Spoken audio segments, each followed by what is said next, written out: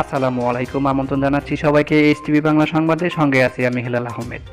সরকারি নিবন্ধিত 40 বছরের জাতীয় সাংবাদিক সংস্থা 1982 সালের 12 ফেব্রুয়ারিতে প্রতিষ্ঠিত হয় সংগঠনটি। সাংবাদিকদের মর্যাদা সংরক্ষণ ও পেশাগত মান উন্নয়নে জাতীয় সাংবাদিক সংস্থা কাজ করে যাচ্ছে। তারই ধারাবাহিকতায় সিরাজগঞ্জ জেলা শাখায় অনুষ্ঠিত হয়েছে জাতীয় সাংবাদিক সংস্থার অভিষেক অনুষ্ঠান। অনুষ্ঠানে বক্তব্য রাখেন বৃহত্তর চলনবিল ইউনিটের সভাপতি, সাধারণ সম্পাদক এবং জাতীয় সাংবাদিক সংস্থার কেন্দ্রীয় কমিটির সহসভাপতি শাহজাহান মোল্লা।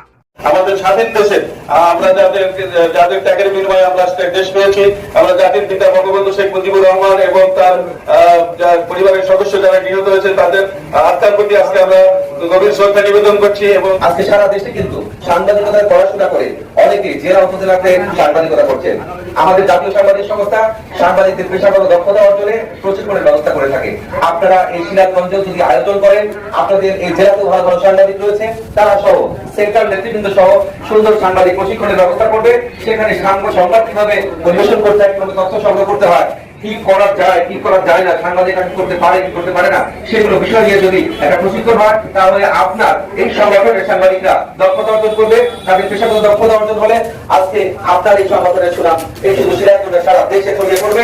আমি চাই সিরাজগঞ্জে একটি সুশৃঙ্খল সংগঠন তৈরি হোক, যে সংগঠনকে দেখে সারা বাংলাদেশের সংগঠন শিক্ষা নেবে, সিরাজগঞ্জের মধ্যে সংগঠন তৈরি করা সম্ভব।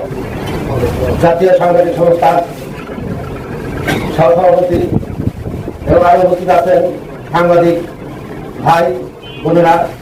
জাতীয় সাংবাদিক সংস্থা সাংবাদিকদের আস্থা।